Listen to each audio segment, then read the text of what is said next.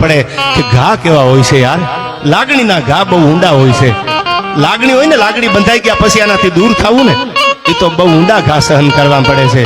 અને એટલા માટે કવિ દાદ બાપુ કહેતા હતા કે હવે સાંભળજો શું કીધું બાપે,